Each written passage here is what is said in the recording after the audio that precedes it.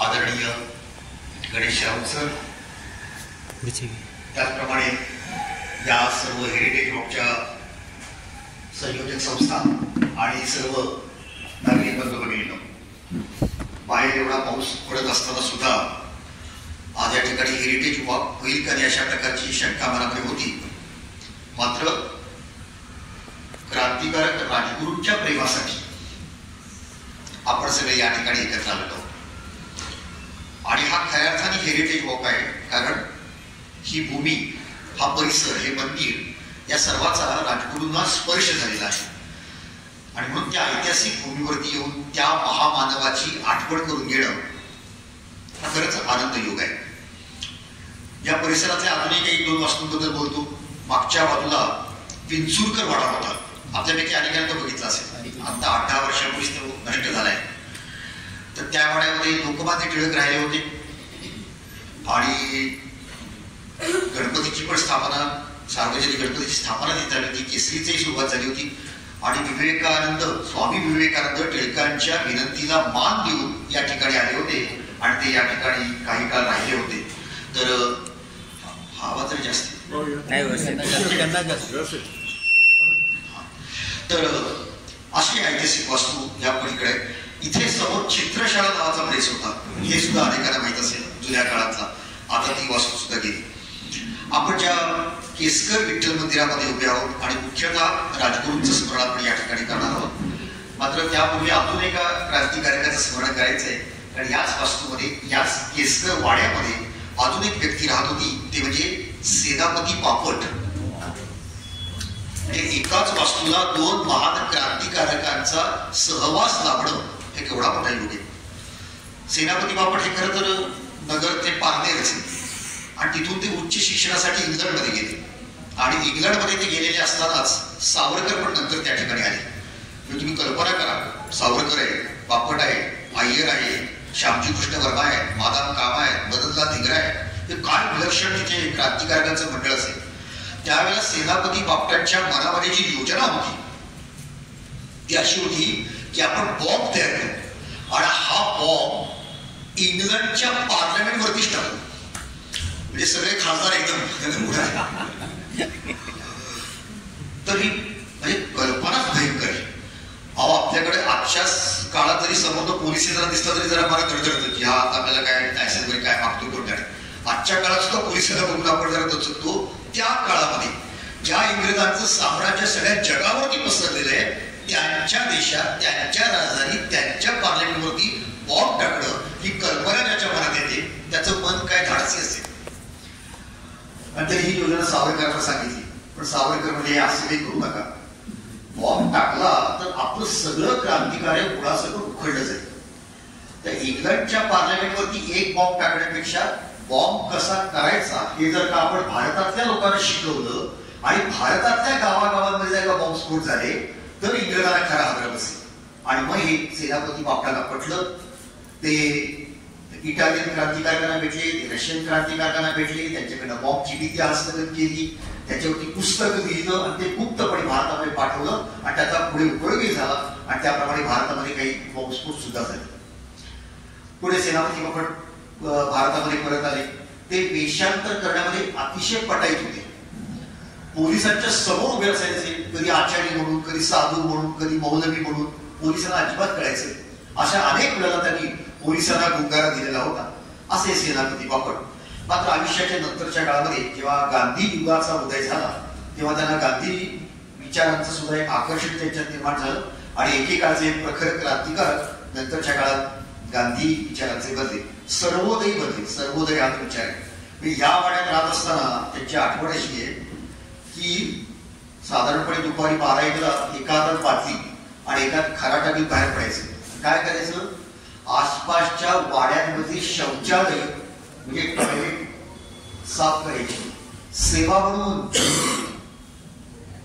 अवघड आपण आपल्या घरात असं करायला नाही म्हणतो, दुसऱ्याच्या घरात जायचं सेवा किती अवघड आहे. ते तशा प्रकारचं काम तिथे असताना ते करत होते. कवी पण होते. महाराष्ट्र गेला तरी राष्ट्र गेले, मराठ्या विना राष्ट्र गाडा चाले, किंवा शाळेच्या पुस्तकामध्ये असलेली भारताबद्दलची अत्यंत आदर व्यक्त करणाऱ्या अशा अनेक कविता आपल्याला शालेय पाठ्यपुस्तकामध्ये आपल्याला पाहायला मिळतात. अशा हा देश माझा भान जरासे राहू द्यावे असं त्यांची कवितेची होईल. आणि हे अशा प्रकारचं प्रखर व्यक्तिमत्व हे सेनापती बापट हे या ठिकाणी राहत होते. म्हणजे त्यांची पुढे त्याचं लग्न वगैरे झालं, त्यांची मुलगी इथं होती.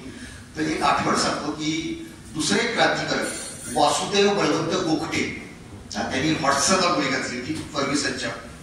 ते राहिले तिथे होते आपल्या भरतनाट्य मंदिर किंवा भारतीय संशोधन मंडळाच्या समोर. आता जी सदाशिव नवीन नाईन सदाशिव नावाची बिल्डिंग आहे तिथे ते राहत होते. तर ते एकदा भेटायला होते बापटाला. तर बापट त्याला म्हणले वासुदेव गोखट्यांना, गोखटे तुला काही अडचण नाही तर माझ्याकडे येत जा बरं का, मी ती पूर्ण करेन. तर काही वेळा ती गोखटे निघून गेले. तर मुलगी म्हणली बाबा आपल्याला अर्धी भाकर मिळते कशी कशी, तुम्ही काय त्याला मदत करणार. बापट म्हणले अर्धी मिळते ना त्यातली चतकोरते ना तू. केवढं मोठं मध्ये एक कमालीचं विलक्षण व्यक्तिमत्व होती. असे हे सेनापती बापटांचं सुद्धा म्हणजे मी शाळेच्या विद्यार्थ्यांना इथे घेऊन येतो त्याला मी म्हणतो की आपण रेखडी पण हातात घेत नाही, खराटा पण हातात घेत नाही आणि बॉम्ब सुद्धा हातात घेत नाही. पण एकाच वेळेला या तिन्ही गोष्टी करणारा तो क्रांतिकारक त्या विलक्षण असेल.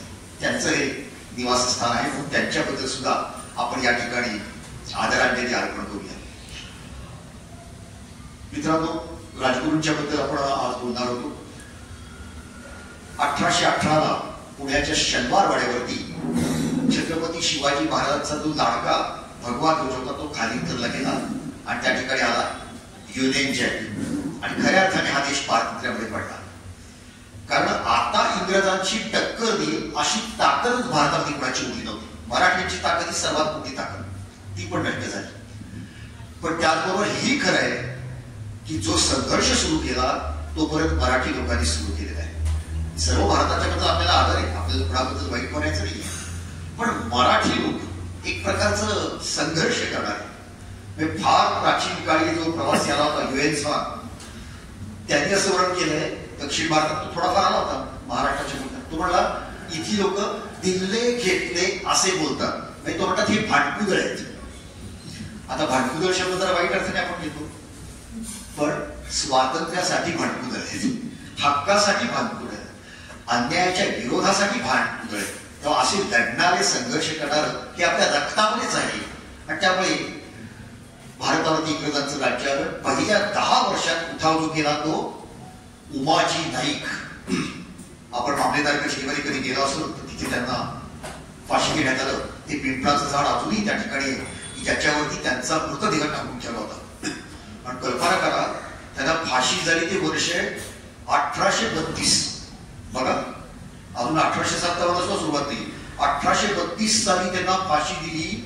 किती जुना काळ आहे.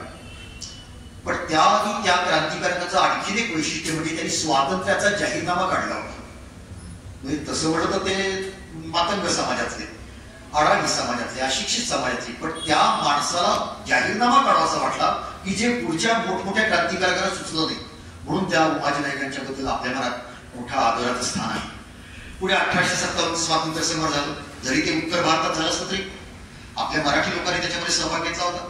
नानासाहेब पेशवे, तात्या टोपे, झाशीची राणी, सातारचे रघु बापूजी गुप्ते ही सगळी मंडळी मराठीच होती. पुण्यामध्ये सखाराम तुळसाजी पानबंद नावाच्या माणसाला फाशी झालेली 1857ला. म्हणजे आपणही 1857ला काही ना काही पुण्यामध्ये घडत होतो. त्यानंतरचा काळ जर का आपण बघितला तर पहिलं नाव येतं ते आद्य क्रांतिकारक वासुदेव बळवंत फडके. त्यांनी प्रचंड मोठा संघर्ष या ठिकाणी मांडला.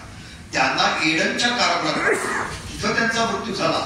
पण त्यांची ठिणगी पुन्हा प्रज्वलित झाली त्या सदाशिव पेठेतल्या नागनाथपारावरती 3 चाफेकर बंधू, दामोदर हरी चाफेकर, बाळकृष्ण हरी चाफेकर, वासुदेव हरी चाफेकर आणि नंतर महादेव रानडे या चौघांनी मिळून गणेश खिंडीतल्या रस्त्यावरती 22 जून 1897ला रॅड नावाच्या उन्मत्त अधिकाऱ्याला खलास केला. असा सगळा हा प्रवास होता.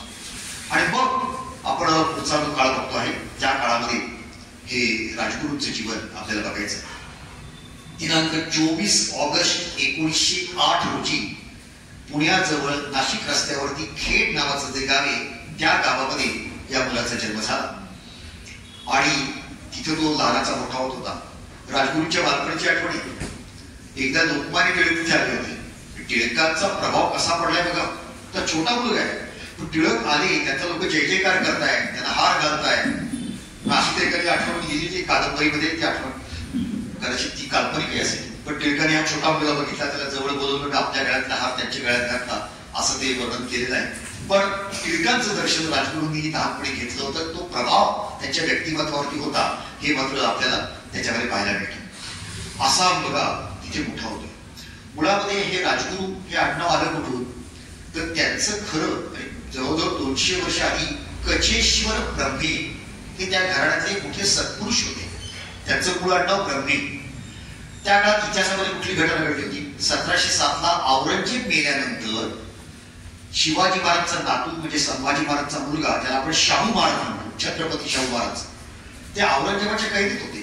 औरंगजेब मेला, शाहूची मुक्तता झाली, शाहू दक्षिणेत आले. पण आता वेगळा संघर्ष सुरू झाला. राजारामाची विधवा झालेली बायको ताराराणी आणि शाहू म्हणजे काका आणि तिचा काकू आणि तिच्या पुतणी यांचा तो संघर्ष. दुर्दैवी पण घडलं की राज्यावरती कुणाचा अधिकार.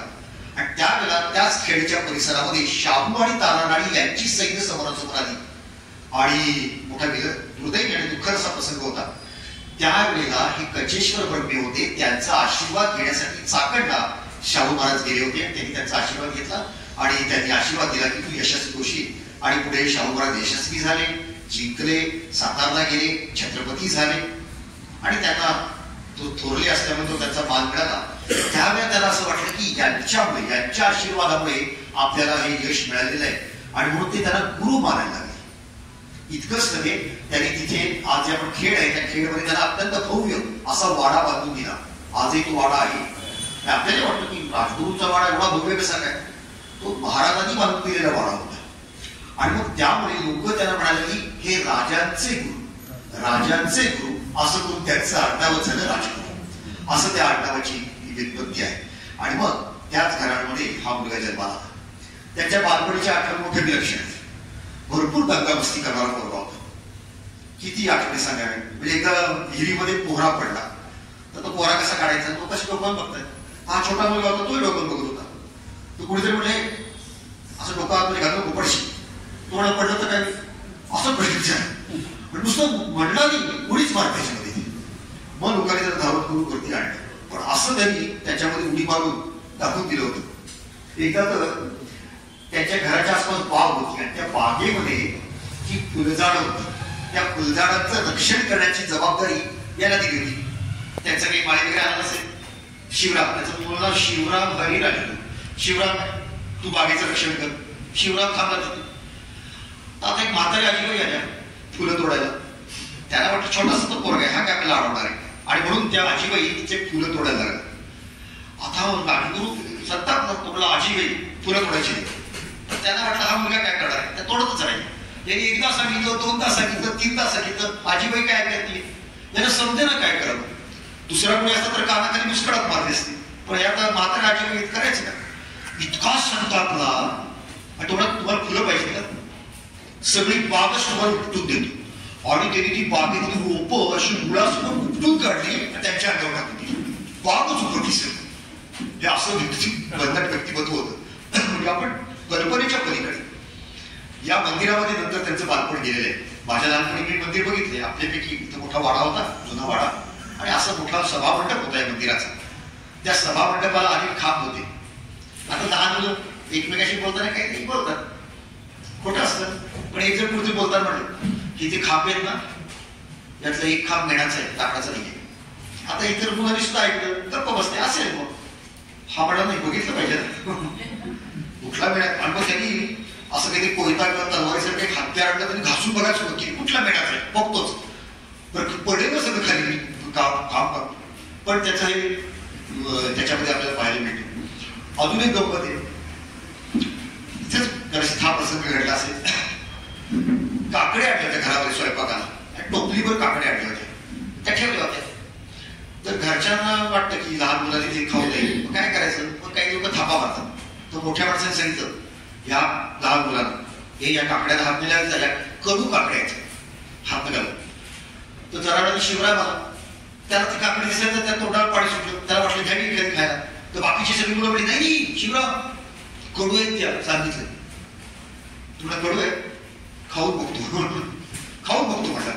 तो टोपलीवर बसला, टोपलीवर काकड्या खाल्ल्या, टोपलीवर काकड्या खाल्ल्या आणि घरच्यांना जाऊन सांगितलं.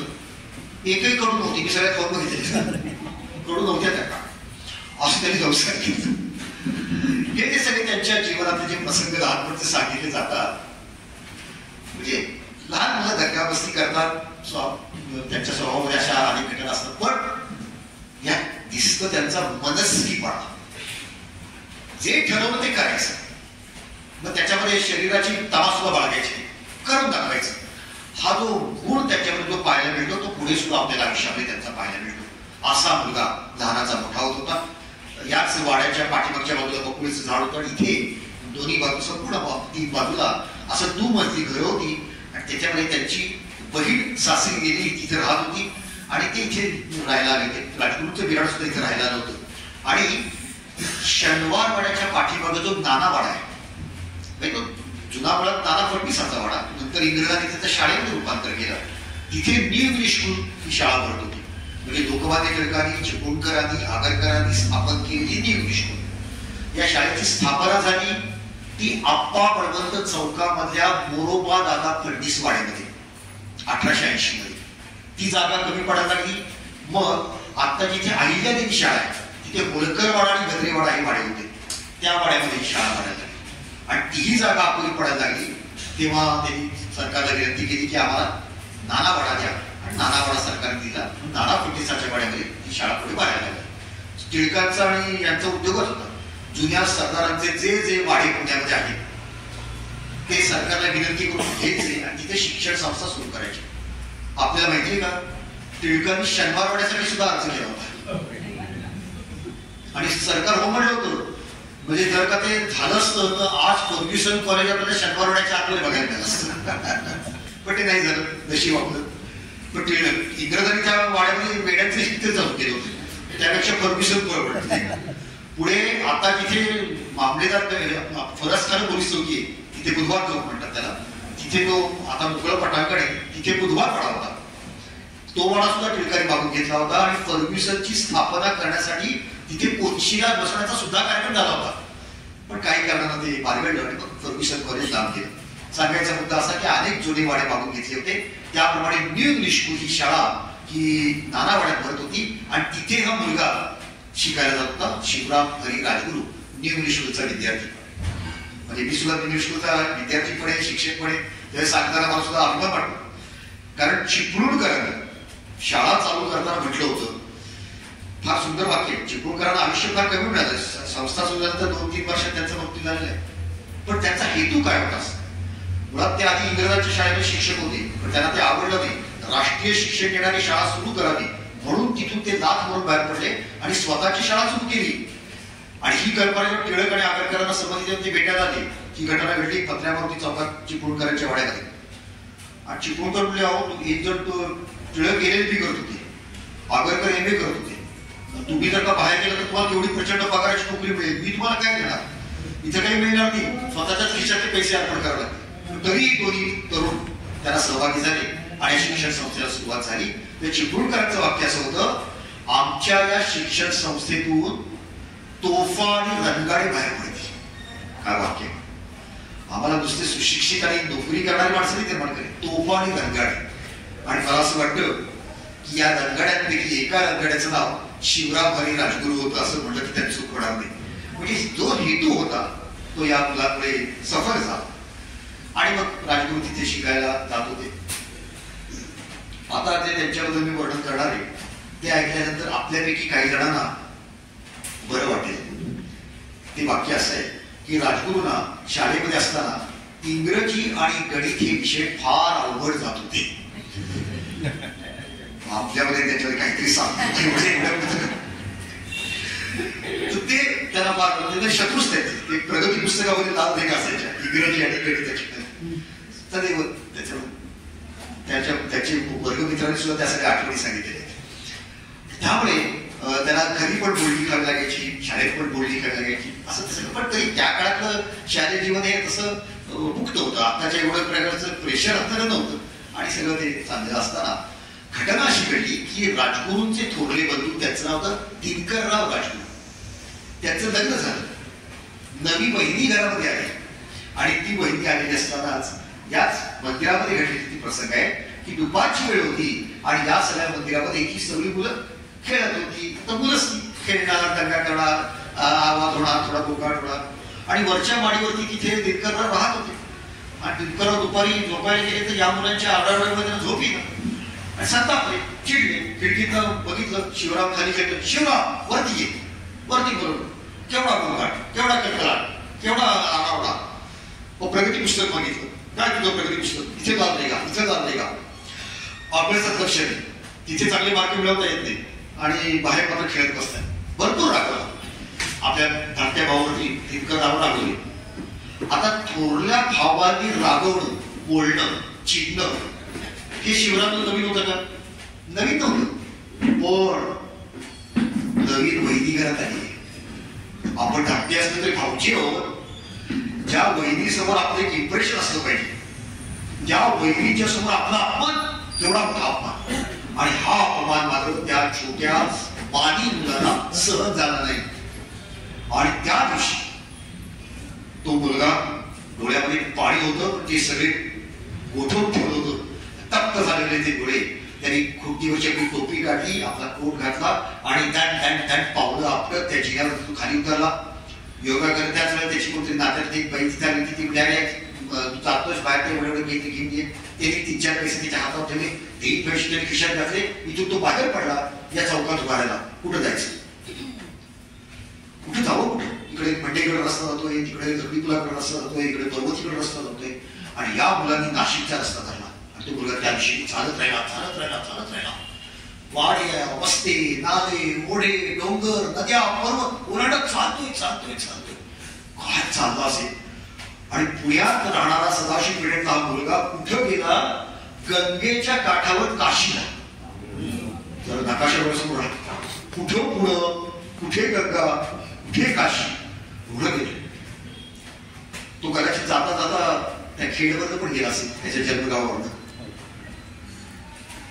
त्याला माहिती असेल का की एक दिवस माझ्या हातून असं कर्तृत्व घडणार आहे की या गावाचं नाव खेड बदलून राजगुरू नगरचं ठेवण्यात येईल, असा प्रकार मी करून दाखवणार आहे. काय लक्षात का? तो तिथून तो गेला. कशासाठी गेला? पळून गेला म्हणजे कशासाठी गेला? त्याला संस्कृत पंडित व्हायचं होतं. हे वेगळं आहे. त्याने तिथे संस्कृत पाठशाळेमध्ये नाव घातलं आणि तो संस्कृत शिकायला लागला. मी कधी कधी आमच्या विद्यार्थ्यांना सांगतो, 100 वर्ष भारताच्या इतिहासात काय फरक पडला? पूर्वी मुलं घरात न पडून शाळेत जात होती, आता मुलं शाळेत न पडून घरी जातात. वाकायला एवढं प्रगती केली भारताने. पण तो गेला आणि तिथे त्यांनी संस्कृत अध्ययन सुरू केलं. आणि तुम्हाला कमाल सांगतो, तो अतिशय चांगला संस्कृत पंडित बनला. अनेक ग्रंथांचं अध्ययन केलं, पाठांतर केलं. म्हणजे पुढच्या काळामध्ये तो विद्वान संस्कृत पंडितांची संस्कृतमध्ये गप्पा मारत होता. हे साधनही आहे, तो प्रभुत्व ते निर्माण केलं. त्याने दाखवून द्यायचं होतं आपल्या घरच्या लोकांना की मला गणितात कमी मार्क पडले, मला इंग्लिशमध्ये कमी मार्क पडले म्हणून तुम्ही रागवतात. मी काही बुद्धू नाहीये, मला ते विषय आवडत नाही म्हणून मी त्याचा अभ्यास करत नाही. मला संस्कृत आवडतं, मी त्याचा अभ्यास करणार आणि मी त्याचा अभ्यास केला. अशा रीतीने तो संस्कृत पंडित झाला. मग आपल्या मनात विचार येईल की तो क्रांतिकार कसं काय झाला? तिथे संस्कृत पंडित म्हणून काम करत असताना तिथे एका तरुणाची ओळख झाली. त्याचं नाव श्रीराम बळवंत सावरगावकर. हे पण मराठीच होते आणि ते तिथे झाले होते. तेही संस्कृत पंडित बनण्यासाठी आले होते. दोन्ही मराठी माणसं, बाकी सगळी हिंदी. तेव्हा स्वाभाविकपणे 2 मराठी माणसं एकमेकांशी मैत्री होणं अगदी स्वाभाविक आहे. त्याप्रमाणे ते एकत्र आले आणि दोघेही तरुण होते, बुद्धिमान होते, संस्कृतची आवड होती. आणि दिवसभर पाठशाळेमध्ये शिक्षण घेतल्यानंतर संध्याकाळी व्यायाम करावा, काठी, काठी, कोथाटी अशा प्रकारचे मर्दानी खेळ खेळावे याची पण त्यांना आवडती निर्माण झाली होती. आणि तेही शिक्षण दोघे घेत होते. असं सगळं त्यांचा काळ तिथे चाललेला होता. असं सगळं चालू असतानाच त्या काशीमध्ये म्हणजे बनारसमध्ये एक अत्यंत आदरणीय व्यक्ती, संपूर्ण मराठी लोकांना अशी ती व्यक्ती तिथे आली. ते म्हणजे स्वातंत्र्यवीर सावरकरांचे थोरले बंधू बाबाराव सावरकर. आणि बाबाराव सावरकर त्यावेळेला अंदमानची शिक्षा भोगून बाहेर पडून तिथे आले होते. त्यामुळे ज्यांनी अंदमान सहन केले साधं तुरुंगात बाहेर तरी वाटतं की अरे काही सहन केली. अंदमानचं म्हणजे भयंकर मृत्यूवरती विजय म्हणूनच येणे. आणि असा हालाहल छळ सहन केलेले बाबाराव तिथे आलेले. स्वाभाविकपणे 2 मराठी मुलं त्यांना भेटायला गेली. बाबारावांचा परिचय झाला, ते तिकडे जाण्याला सुरू झालं. आणि असंच एकदा बाबारावांकडे गेलेले असताना तिथे आणखीन एक व्यक्ती आली. ती व्यक्ती म्हणजे चंद्रशेखर आझाद. असा आझाद तिथे आले होते. आझादांबद्दल काय बोलायचं, महान तेजस्वी.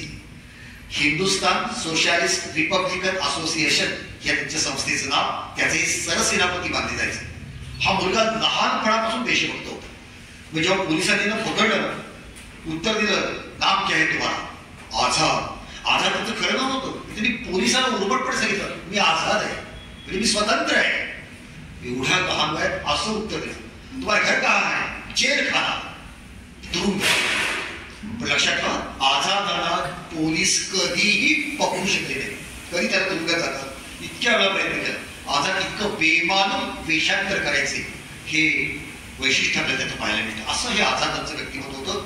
म्हणजे लहानपणी त्यांना त्यांच्या अंगावरचे कपडे काढून त्यांना तो स्टँड असायचा, त्या स्टँडवरती उभं केलं आणि फटके मारले. पण प्रत्येक फटक्यावरती वंदे मातरम वंदे मातरम असा घोष करत होता. त्यांच्या तोंडातून वंदे मातरम हे शब्द तेव्हा बंद पडले जेव्हा ते निषिद्ध पडले. इतकं मारलं होतं. असा धगधगला क्रांतिकारक होता आणि ते तिथे आले होते. आता आझादांना तर क्रांतिकार्य करायचं होतं. त्यांना तेजस्वी, तरुण, बुद्धिमान, निष्ठावान आणि देशभक्त तरुण पाहिजेच होते. त्यांना या 2 मुलांची ओळख आहे. त्यांना आवडलं की चांगली मुले घेऊया आपण. अर्थात क्रांतिकारकाच्या आतल्या गोटात लगेच प्रवेश मिळत नाही. अनेक परीक्षा घेतल्या जातात. सर्वात महत्वाचं असतं ते निष्ठा. कधी कधी असं घडतं की पैशाची लालूच दाखवल्यामुळे किंवा जर का इंग्रजांनी साम दाम दंड भेद अशा प्रकारचे उपाय केले तर काही क्रांतिकारी फितूर होतात, गद्दार होतात आणि त्याच्यामुळे सगळं क्रांतिकारी उद्ध्वस्त होण्याची शक्यता असते. त्यामुळे क्रांतिकारकांच्या आतल्या गोटामध्ये येणारा पुरुष तावून सुलातून तपासून परीक्षा घेऊन घेतला जातो. आणि त्याप्रमाणे आपल्याला अभिमान वाटतो की राजगुरू अत्यंत आतल्या गोटामध्ये कोर टीम त्याला म्हणतात इथपर्यंत जाऊन पोचले. याच्यावर त्यांची निष्ठा, त्यांची देशभक्ती किती प्रबळ होती हे आपल्याला समजले. आणि राजगुरू क्रांतिकारक झाले. किती गंमत आहे पहा.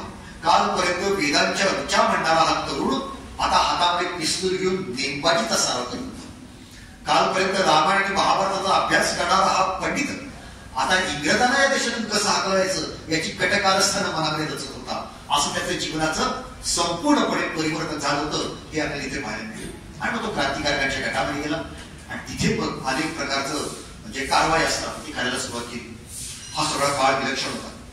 तर म्हणजे सोपं नाही. आज आपण क्रांतिकाऱ्यांची कथा वाचतो, कादंबऱ्या वाचतो, पण ती वाचताना सुद्धा मनात येतं की हे 8 दिवस तिकडे गेले, खायला काय मिळालं असेल, जेवले असतील 8 दिवस, उपाशीच राहिले असतील, आजारी पडले असतील तर कोणी औषध दिलं असेल का, तापाने फडफडले असतील तर कोणी गोळी दिली असेल का, खोकला असेल तर कोणी पाठीवरून हात फिरवलं तरी होतं का नाही. काय करत होते, अंगावरती कपडे. तरुण वय होतं, त्याला सुद्धा वाटत होतं की बाकीची मुलं कशी मजा करतायत, मस्ती करतात, एन्जॉय करतायत जिंदगी. नाही, करत नव्हती. म्हणून त्या सगळ्या जी टोळी आहे क्रांतिकारकांची त्यांच्याबद्दल आपल्याला नितांत आदर आहे की सर्व सुखांचा त्याग करून फक्त एकच ध्येय, माझ्या मातृभूमीच्या पायातील स्वातंत्र्याच्या बेड्या तुटेस्तवर आम्ही आनंदाने जगणार नाही. ही प्रखर ध्येयनिष्ठा त्यांची अद्भुत आहे. त्यांच्याबद्दल आपल्याला नितांत आदर यासाठी आहे. आणि तिथे त्यांना मित्र मिळाले, भगतसिंग, सुखदेव, बटुकेश्वर दत्त, अनेक जण, भगवतीचरण बोरा, त्यांची पत्नी दुर्गा भाभी, सुशीला दिदी, हे सगळ्यांचा असा तो गट जमत गेला. आणि प्रवास कधी लाहोर, कधी कलकत्ता, कधी रांची, कधी कानपूर, सगळा प्रवास गुप्तपणे प्रवास करायचा. त्या खाणाखुणा कशा करत असते त्यानं. आज आपल्याला मोबाईलवरती सांगितलं तरी पत्ता सापडताना किती नागरिक होतात. त्या काळामध्ये कानपूरमध्ये सांगायचं, कलकत्त्यामध्ये अमुक वाजता अमुक ठिकाणी भेटायचंय बरं का, आणि ते भेटायचं एकमेकांना. कसं करत असतील त्या काळामध्ये हे नियोजन, हे गुप्तपणे अद्भुत आहे. आणि अशा प्रकारे संपूर्ण उत्तर भारतामध्ये या संस्थेनं आपलं जाळं विणलं होतं आणि तरुण मुलं त्याच्यामध्ये काम करत होते. भगतसिंग बद्दल तर वेगळं सांगण्याची गरज नाहीये. त्याचं महान व्यक्तिमत्व, त्याची बुद्धिमत्ता, त्याचे विचार, आणि तो आज सुद्धा भारतातल्या सर्व तरुणांचा, त्याला इंडियन आयडॉल म्हणावं अशा प्रकारचा एक अत्यंत पण एक त्याची आठवण मला सांगायची वाटते की जी फारशी करायची परिचित नाहीये. झालं होतं असं, नदीला पूर आला होता आणि ही सगळी तरुण मुलं, पण याला काही स्वतःच्या जीवाची पर्वा नाही. नदीला पूर आलेला आहे, पलीकडच्या बेटावरती काही गावात माणसं अडकलेली आहे ती संकटामध्ये, आणि मग कशाची जीवाची पर्वा न करता ही तरुण क्रांतिकारक नदीमध्ये स्वतःचा जीव झोकून देत होते, पोहत पोहत जात होते. तिथल्या एकेका माणसाला आपल्या खांद्यावरती घेत होते, पोहत इकडे येत होते आणि सुखरूप सोडत होते. असं त्यांचं मदत कार्य चालू होतं. आणि असं चालू असतानाच भगतसिंगच्या गावात गेला तर एक छोटी मुलगी होती, ती रडत होती. तिच्या आई वडील सांगत नव्हते, सगळी माणसं धावपळ चालू, पाणी शिरतंय, घरात पाणी शिरलेलं आहे. घाबरली. ते भगतसिंगने बघितलं, त्याने घेतलं, तरी पटकन आपल्या खांद्यावर घेतलं आणि तो पोहत पोहत पोहत आला आणि तिला वरून उतरवलं. त्याला वाटलं आता हसेल, ही सुखरूप मी आली. तिने पुन्हा भोकार दिसत, तुम्हाला अगं बाई आता तू आली नाही, तुला काय रडायला? ती म्हणजे तू मला आणलं, पण माझी खेळाची भावनी राहिली ना तिकडंच राहिली. ती भगतसिंगच्या वेळेस त्याची भावनी तिकडे राहिली. तिने परत उडी मारली, तो परत पोहत गेला. त्या घरापाशी ती सापडली की तिथं त्या घरापाशी गेला, त्या घरात शिरला, तिथे ती भावनी तरंगत होती, ती भावनी घेतली, परत पोहत आला आणि तिची हातामध्ये भावनी दिली. तर त्याच्या मित्राला कळलं. तिथे म्हणजे वेळ आहे तू पागल आहे काय? एखाद्या माणसाचा जीव वाचवण्यासाठी स्वतःचा जीव धोक्यात घालणं हे आम्ही समजू शकतो, पावलीसाठी इतका तुझा जीव स्वस्त झालेला आहे. भगत म्हणतो की हे खरंय की बाहुलीसाठी जाणं हे चुकीच आहे, की व्यवहार नाही हा. पण ज्या वेळेला मी ती बाहुली त्या मुलीच्या हातात दिली ना, एखाद्या आईला आपलं हरवलेलं बाळ मिळाल्यानंतर जो आनंद होतो तो तिच्या चेहऱ्यावर मला बघायला मिळाला. त्या आनंदासाठी मी धाडस केलेला आहे. म्हणजे वैशाली कठोर आणि मृदुनी कुसुमान, हातामध्ये पिस्तूल घेऊन उन्मत्त अधिकाऱ्यांचा वध करणारा भगतसिंग आपल्याला माहितीये, पण एका लहान मुलीच्या जीवनातला आनंद निर्माण करण्यासाठी धडपडणारही भगत, हेही त्याचा व्यक्तिमत्वाचा एक वेगळा पैलूच आहे. असा सुखदेव थापा तिकडे जात होता, उत्तर भारतातला होता. ती सगळी तरुण मुलं ही सगळी मगाशी मनस्वी होती. एकदा या सुखदेवच्या वाचनामध्ये एक जपानी पुस्तक आलं, त्याच्यामध्ये असं लिहिलं होतं तिच्या वाचनात, जुयुत्सु असं तुम्ही शब्द आहे. जुयुत्सु म्हणजे काय की समोरचा मनुष्य किती तगडा असेल, ताकदवान असेल, तुम्ही तिथं जायचं आणि सगळी ताकद एकवटून बरोबर त्याच्या नाकारावरती मारायचं. तो किती ताकदवान असला तर काही मिनिटं तो बेशुद्ध पडतोच, असं मला करता येईल. त्यांनी वाचलं, म्हणलं करून बघू. दिलंय खरंय की बघितलं पाहिजे ना, तपासून बघितलं पाहिजे, प्रयोग केल्याशिवाय. आणि तो रस्त्याने जात असताना त्याने असा धडधाकट असा डिपार्टमेंट असा सरदारची बघितला, काही संबंध नाही, काही ओळख नाही, काही भांडण नाही, काही नाही, केला त्याच्यासमोर हे नाकाम झाला. तो गरगरला आणि खाली पडला. खाली पडला हा बघत राहिला, 1 मिनिट 2 मिनिट बघत राहिला किती वेळ लागते. आसपासची माणसं आली आणि 3-4 मिनिटं झाली. तो शुद्धीवर आला. तोही तगडा होता, तोही ताकद होता. तो उभा राहिला, दर त्याची हाणला झाला आणि तो विचारतो मुझे क्यों मारा, मला का मारते तरी सांग. हा काय सांगा, काय प्रयोग करतो सांगा. हे हाणलंय, त्याला डोळा सुटलाय, हात सुटलाय, हे तर झालंय. आणि शेवटी तिथून त्यांनी कसं कसं सुटका करून घेतली आणि दगडत परत आला. ते बाकीच्या साथीदारांनी विचारलं काय झालं. सरदारची भेटला होती, त्यांनी मारलं नाही. मला का मारलं नाही, पहिल्यांदा मी त्याच्या नाकावर ठोसा मारला होता. तू का ठोसा मारला, मी ते पुस्तकात दिलं आणि ते करून बघायचं होतं, होतंय का काय झालं. तुम्हाला मार खायचं दुःख आहे, पण प्रयोग यशस्वी झाला. ठोसा मारल्यानंतर 4 मिनिटं तो बेशुद्ध होता. बरोबर आहे, लोक होती कमाल आहे बाबा तुझी, अशी सगळी मंडळी होती आणि सगळी एकत्र राहत होती. हा सगळा काळ चालू होता. आणि असं चालू असतानाच आपल्या सगळ्यांना माहिती आहे सायमन कमिशन हे भारतामध्ये आलं होतं. काय झालं होतं, सरकारने खरं तर 19 साली असं जाहीर केलं होतं, 1919ला, की आम्ही भारतीयांना काही सुधारणा देऊ आणि दर 10 वर्षांनी सुधारणाचा पुढचा टप्पा देऊ. 19 सालानंतर आता 29 साल आलं होतं, 29 साल जवळ आलं होतं. आता भारतीयांना पुढचा सुधारण्याचा टप्पा द्यायचा होता. त्या सुधारणा कुठल्या द्यायच्या याचा अभ्यास करण्यासाठी एक कमिशन नेमलं होतं की तुम्ही भारतामध्ये जा, प्रवास करा, तिथल्या नेत्यांना भेटा, तिथल्या लोकांना भेटा, त्यांचे काय मागण्या आहेत, काय इच्छा आहेत समजून घ्या आणि मग त्याप्रमाणे आपण पुढच्या सुधारणांचा टप्पा देऊ. म्हणून ते सायमन कमिशन भारतात घेणार होतं. पण भारतीयांची मागणी अशी होती की ठीक आहे ना, तुम्ही आमच्यासाठीच येत आहे, आमच्या व्यथा जाणून घेण्यासाठी येत आहे हे आम्हाला मान्य आहे, पण त्याच्यामध्ये एकही भारतीय नाही. भारतीयांच्या अडचणी, दुःख, वेदना हे भारतीयांना जास्ती कळणार ना. तर तुम्ही त्या सायमन कमिशनवरती काही माणसं तरी भारतीय नाही, मग सगळेच कसे इंग्रज. पण ही भारतीयांची मागणी इंग्रज सरकारनं धुडकावून लावली आणि त्यामुळे भारतामध्ये संतापाची लाट पसरली. आणि मग काँग्रेसने सांगितलं की आता सायमन कमिशनचा निषेध करायचा, गो बॅक सायमन, चालते व्हा, असा प्रकारच्या घोषणा द्यायच्या. आणि त्याप्रमाणे जिथे जिथे सायमन कमिशन जाईल तिथे तिथे त्यांच्या विरोधी घोषणा, असा प्रकार सुरू झाला. आणि असंच सायमन कमिशन लाहोरला येणार होतं. आणि त्यावेळेला संपूर्ण पंजाबमध्ये जी संतापाची लाट पसरली होती, त्याचा एक मोर्चा हा लाहोरच्या स्टेशनच्या बाहेर आलेला होता. आणि त्यावेळेला त्या मोर्चाचं नेतृत्व करत होते लाला लजपत राय. लाला लजपत राय किती आदरणीय व्यक्ती आपल्याला माहिती. ज्याप्रमाणे लोकमान्य टिळक संपूर्ण भारतीयांचे आदरणीय, केवळ महाराष्ट्राचे नाही, सर्व भारताचे, तसे लाला लजपत राय संपूर्ण भारताचे एक अत्यंत आदरणीय ऋषितुल्य व्यक्तिमत्व होते. एकेकाळी ते प्रखर जहालवादी विचारांचे होते. आता ते काँग्रेसचे मोठे नेते बनले होते. आणि असे लाला लजपत राय तिथे उभे होते, नेतृत्व करत होते. त्यांच्या मार्गदर्शनाखाली लोक सायमन गो बॅक, सायमन चालते वा, अशा घोषणा देत होते. 25-30 हजाराचा मोर्चा होता. आणि तिथे जे पोलीस अधिकारी होते, त्याचा सर्वोच्च अधिकारी होता, त्याचं नाव होतं स्कॉट. आणि त्या स्कॉटच्या हाताखाली जो होता त्याचं नाव होतं सॅन्डर्स.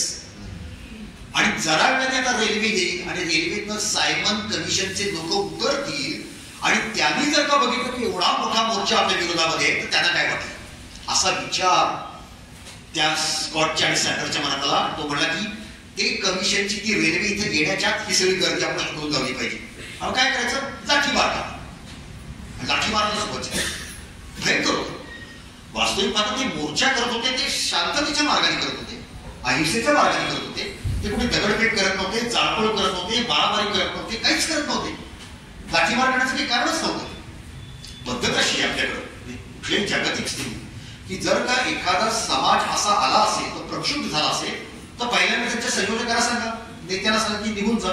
तरी त्यांनी ऐकलं नाही तर लाठीमार करता येतो, बरोबर आहे. पण लाठीमार कसा करावा, तर गुडघ्याच्या खाली लाठीमार आहे, काही ते नियम आहेत त्याचे. पण त्या ठिकाणी सॅन्डर्सने आपल्या सगळ्या पोलिसांना सांगितलं लाठीमार करा, आणि प्रचंड लाठीमार सुरू झाला. दुर्दैव आता काही वर्षापूर्वी 1919 साली जालियनवाला बागमध्ये कशा प्रकारे कुत्र्यासारखी माणसं मारली हेही भारतीयांनी बघितलं होतं. काही कारण नव्हतं, शांतपणे माणसं जालियनवालामध्ये बसली होती. आणि अचानक त्यावेळेला तो ओढवायला आला आणि त्यांनी आदेश दिला फायर, आणि माणसं मारली गेली. कित्येक माणसं तर वैशाखीच्या सणासाठी सहज म्हणून अमृतसरला आली होती फिरायला, आणि ती तिच्या मैदानात बसली होती, त्यांची पण त्या ठिकाणी कत्तल करण्यात आली. असं जालियनवाला बाग भारतीय बघितलं होतं. त्या जालियनवाला बागची रक्तांनी रंगलेली माती भगतसिंगनं वयाच्या 8व्या-9व्या वर्षी आपल्या दौतीमध्ये भरून ठेवली होती, की जी त्याला प्रेरणा देत होती. आणि अशा प्रकारे महाभयंकर कृत्य करणारे इंग्रज सरकार आता लाठीमार करत आहे, सामान्य माणसाला मारत आहे, विभागून मारत आहे, कुठल्याही शरीराच्या अवयवावरती मारत आहे. हे तर काहीच नाही, पण संपूर्ण हिंदुस्थानला आदरणीय असणारे ऋषितुल्य लाला लजपत राय यांच्यावरती प्रहार केला, त्याच्या मस्तकावरती प्रहार केला, त्याच्या छातीवरती प्रहार केला. आणि मस्तकातून रक्ताचा उघळ आलेले दादाची तिथे कोसळले. त्यांना ताबडतोब हॉस्पिटलमध्ये नेण्यात आलं. ते म्हणले की माझ्या छातीवर झालेला हा प्रहार हा इंग्रज सरकारवरचा प्रहार ठरेल. आणि दादाजी हॉस्पिटलमध्ये त्यांना ऍडमिट करण्यात आलं. पण काही काळाने त्या आघातामुळे त्यांचा दुर्दैवी मृत्यू झाला. सगळ्या देशामध्ये दुःखाची लाट पसरली. त्यांच्या अंत्ययात्रेच्या वेळेला कृपलानी नावाच्या ज्या महिला होत्या त्या म्हणल्या होत्या, या देशातले सर्व तरुण नामर्थ झालेत का? जर या देशातली मनाची शिल्लक असेल तर लालाजींच्या चितेची आग थंड होण्याच्या आत याचा प्रतिशोध घेतला पाहिजे. असं हे वाक्य आलं हे यांच्यापर्यंत, या क्रांतिकारकांपर्यंत. ते लाहोरमध्येच होते त्यावेळेला. इतकंच नव्हे, मोर्चा निघाला होता ना, तर भगतसिंग ही सगळी मंडळी त्या मोर्चामध्ये होती. वास्तविक आता मोर्चा काँग्रेसचा होता, हे की काँग्रेसचे नव्हते.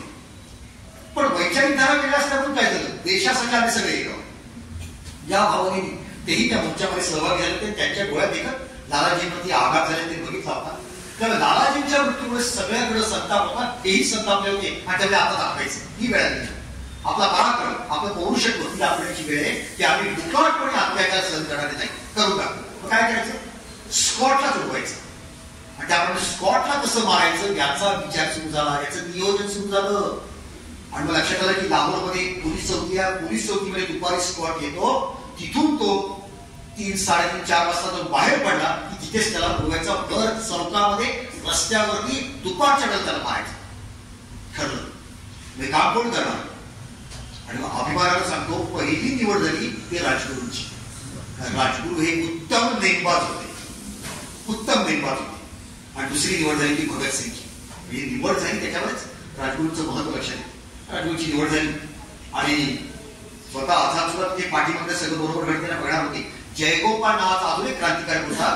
तो रस्त्यामध्ये थांबणार होता आणि स्कॉट बाहेर पडला की तो खून करणार होता. स्कॉट बाहेर पडलेले असं सगळं ठरलं होतं आणि त्याप्रमाणे ते उभे राहिले. आणि बाहेर पडला इंग्रज अधिकारी. जयगोपाळला वाटलं स्कॉट आलेला आहे, पण तो स्कॉट नव्हता, तो सँडर्स होता. आता तोही दोषीत होता, त्यालाही मारायलाच पाहिजे होतं. त्याला मारण्याचं दुःख काहीच नाही, पण चुकलं तो बाहेर पडला. आणि जसा तो बाहेर पडला तो मोटारसायकल पाशी आला. त्याने मोटारसायकल स्टार्ट केली आणि जसा तो पुढे निघाला तो पुढे येतोय आणि एकदम राजगुरूच्या लक्षात आला हा येतो इंग्रज अधिकारी. त्याला समजलं नाही स्कॉट एका सँडर्स इंग्रज अधिकारी येतो. तो एकदम समोर आला, पिस्तूल काढली, जी गोळी झाडली ती त्याच्या डोक्यातनं आतमध्ये गेली. डोक्याला लागली काय विलक्षण. पण नंतर हा लोकांनी कौतुक केलं, काय सुरेख निंबार नाही, बरोबर डोक्यात गेली गोळी. थोडं चुकलं, मी खाली झालो मध्ये, माझं चुकून डोक्याला लागला, माझा नाही बरोबर नव्हता, हेही त्यांनी प्राध्यापकाने कबूल करून टाकलं. पण त्याच्या डोक्यात नव्हता. तिथं तो सँडर जो उडाला, त्याची मोटारसायकल उडाली, धाड तिची खाली पडला. भगतसिंगनी बघितलं, तो पुढे आला, त्या धाड 6 गोळ्या मारल्या आणि रक्ताच्या थारोळ्यामध्ये तडफडून त्या ठिकाणी सँडर खलास झाला. आणि मग हे सगळे निघाले. तिथं आझादने आवाज दिला, चला पळा. तिथे जनन सिंग नावाचा एक सरदार जो होता पोलिसांना, तो त्याचा पाठलाग करायला लागला. मग शेवटी आझादाने त्याच्यावरती गोळी झाडली आणि तिथून जे निघाले ते पळून गेले. अशा प्रकारे त्यांनी पलायन केली. आणि मग ते त्याचे जे निवासस्थान होते, गुप्त निवासस्थान कुठे गावाच्या बाहेर पडक्या पाड्यावर हे सगळे राहायचे. आता सगळे इंग्रज सरकार हलवून गेले आणि इंग्रजांच्या लक्षात आलं हे कोणामुळे झालंय, तर याच सँडर्सनी आणि स्कॉटनी लालाजींच्यावरती जो हल्ला केला त्याच्यामुळे प्रतिशोध त्यांनी उडवलेला आहे. आणि मग संपूर्ण लाहोर शहराची नाकेबंदी झाली. कुणालाही बाहेर जाता येणार नाही, प्रत्येक घरात जाऊन झडती. आणि मग यांच्या लक्षात आलं की आता गडबड आहे. काही वेळाची बातमी आली. काय बातमी आली?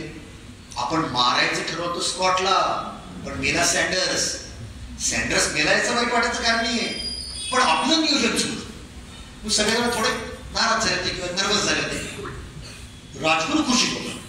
थोडं काय झालं, स्कॉटच्या मी सँडर्स मेला का, ते बघा मी एकाला मारलाय, कधीतरी फाशी होणार आहे, उद्या स्कॉटला मारणार. 2दा मारले म्हणजे 2 फाशी होतात का? फाशी एकदाच होणार आहे, पण माझी फाशी ठरलेलीच आहे, स्कॉटलाही नव्हत्यात काय असा बिंदास होऊ शकतो. तो आझाद त्यांना म्हणतायत, आझादजी त्याला म्हणतायत, अरे राजगुरू मी तुम्हाला म्हणतो चला पळा. तिकडून समोर चौकीतून पोलीस येत होते, आम्ही सगळे इकडे पळतोय आणि तू मात्र पोलिसांच्या दिशेला चालला होता, कशासाठी? तो म्हणला आझादजी त्या भगतसिंगच्या पिस्तुलाचा एक पाठ खाली पडला होता, भगतसिंग पळून गेला, पण ते मला दिसलं तिथं पडलेले. ते जर का तिथंच राहिलं असतं त्या पिस्तुलीचा काय उपयोग? म्हणून मी तिकडे गेलो, खाली वागलो, ते उचललं, खिशात टाकलं, वळलो आणि मग पळायला सुरुवात केली. काय मोठी बिंद असेल असं हा राजगुरूंचं व्यक्तिमत्व होतं. पण लक्षात आलं की धोका आहे. आता जर का पोलीस आले तर आपल्या घरातले कधी पण आपल्याला आठवू शकते, करायचं काय, बाहेर कसं पडायचं. मित्रांनो लक्षात ठेवा, क्रांतिकारांकडचं शौर्य, धाडस, पराक्रम, नेमबाजी हे गुण आवश्यक आहेत ना, तसं बेमालूम वेशांतर, नाटक, अभिनय कला ती पण आवश्यक होती आणि ती होती या लोकांकडे. आणि आता काय करायचं बाहेर पडायला? त्यावेळेला तिचे महान क्रांतिकारक होते भगवती चरण भोरा, पण ते लाहोरमधले असले तरी त्यावेळेला ते कलकत्त्याला गेले होते. पण त्यांची पत्नी होती, तिचं नाव होते दुर्गा भावी, महान व्यक्तिमत्व आहे. आणि रात्रीची वेळ होती, सुखदेव बाहेर पडला होता. भगतसिंग आणि राजगुरूंना लपून ठेवलं होतं, कारण त्यांना काही लोकांनी बघितलेलं असल्यामुळे त्यांचा बाहेर काढणे धोक्याचं होतं. सुखदेवला एवढं कोणी बघितलं नव्हतं, तो या गटामध्ये नव्हता, तो तिच्याकडे गेला. भावीच्या लक्षात आलं की आलेले, तिला ती ओळखत होती. तिथे आसपासच्या कोणी बायका बाप्पा म्हणताना जायला सांगितलं. ती म्हणजे बोल काय पाहिजे, कारण तिच्या नवऱ्याने सांगितलं होतं भगवतजींनी, जर हे क्रांतिकारक कधीही आले तर काय पाहिजे ते द्यायचं, पैसा पाहिजे तर पैसा, धान्य पाहिजे धान्य, अन्न पाहिजे तर अन्न द्यायचं. पहाला बसला ती काय पाहिजे, काही बोलेच ना. तिला बोलत नसेल, पैसे पाहिजे असतील, ती पटकन घे, पैशाचा डबा आणा, पैसे तुला घे. तरी तो बोले ना, तुम्ही खायला पाहिजे का? कधी कधी तुम्हाला 8 दिवस खायला मिळत नाही, देऊ का? मी खाण्याचं हे बघ घरामध्ये एवढं घे. तो बोलेच ना. आणि मग तो म्हणला, भाभी एक काम करायचंय. काय? या लाहोर मधनं काही क्रांतिकारकांना बाहेर काढायचंय. म्हणजे चालेल ना, पण मी काय करायचंय? भाभी तू त्याची पत्नी म्हणून येशील, तू नाटक करशील त्याच्या बायकोचं. खरा प्रश्न आहे. तुम्ही कल्पना करा, 100 वर्षापूर्वी एका बाईला सांगितलं की तुला एकाचं नाटक करायचंय, बायकोचं करशील. ती क्षणभर विचार करते, हो करेन की. भाभी एवढंच नाही, तुझं बाळ आहे ना शेटची नावाचं, त्यालाही बरोबर आणायचंय. आणि आता मात्र तिचं आईचं मध्ये काही होऊ शकतं, अटक होऊ शकते, गोळीबार होऊ शकते, लाठी मारू शकतो. बाळा ती म्हणजे हो आणि त्याला पहिली कोणाचं आई बायको करायचं आणा तर मागे. आणि त्या रात्री त्याच्याकडे कमाल आला, तो म्हणजे भगतसिंग. तिला तर माहितच होता, ती त्याला पुतळ्यासारखं मानत होती. आणि भगतसिंग त्याला लंबे चाचा म्हणत यायचा. तिचा तो छोटा शेची त्याला लंबे चाचा म्हणायचा. भगतसिंग तिच्या गोरा मोठा उंचा अपराध, काय म्हणतात त्याला, पंजाबी छोरा असा होता तो. दिसायला तिथं देखणा होता भगतसिंग. तर तो लाडका होता. तो भगतसिंग आला, राजगुरू आला. आणि मग त्यांनी रात्री वेषांतर केली. भगतसिंगनी सुटा पुटा एखादा मस्त एखादा साहेब असावा, कोट चढवलाय, हॅट चढवलेली आहे, विषांतर त्याच्या पेढ्यावर होता, असा पोशाख केला. या दुर्गा भाभीनं तिच्याकडची अत्यंत चांगली कपडे साडी काढली आणि ती त्याची बड्डम त्याला म्हणतात अशी बायको बनली. आणि राजगुरू हा त्यांचा नोकर, त्या ट्रंका त्या वळकटी डोक्यावर घ्यायच्या आणि असं त्यांच्या पाठीमागे नोकर बनला. आणि पहाटे 4 वाजता त्याने आपलं घर सोडलं आणि ते कलकत्त्याला जाणारी जी रेल्वे होती त्यासाठी रेल्वे स्टेशनवर गेले. पोलिसांचा बंदोबस्त होता, कडक बंदोबस्त होता, येणारे जाणारे प्रत्येकाला बघत होते. पण त्या भगतसिंगच्या कडेवरती छोटं बाळ आहे आणि तो त्याला आपल्या हातातल्या खोडी खायला देतोय. इतका कुटुंब वत्सल क्रांतिकार कसा असेल, कोणाला खरं वाटेल. आणि जसं त्याला ती बसले त्या डब्यामध्ये संन्याशाच्या पोशाखामध्ये आजार सुद्धा होते की सगळं बरोबर घडतंय. आणि ती गाडी निघाली. कल्पना करा, लाहोर ते कलकत्ता 40 तासाचा प्रवास होता. मध्ये मध्ये भगत झोपत होता. पण हा देशाचा महान व्यक्तिमत्व आहे, याचं रक्षण करणं माझी जबाबदारी आहे. म्हणून दुर्गा बाबू त्याचं रक्षण करत होती. आणि जेव्हा ते कलकत्त्याच्या पाशी पोचली गाडी, तिथे भगवतीच्या बोराने सूचना दिली. यांना आधीच कळलं होतं. गुप्त निरोप गेला होता, पण कोण येणारे कळत नव्हतं. कारण गुप्त निरोप सांकेतिक शब्द असतात आणि म्हणून ते स्टेशनच्या बाहेर उभे राहिले, कोण येते कोण येते. आणि बघितलं, अरे हा वळकटी घेतला आला, हा तर राजगुरू दिसतोय, हा सुटा फुटातला येतो तो भगतसिंग दिसतो. आणि बाई कोणी?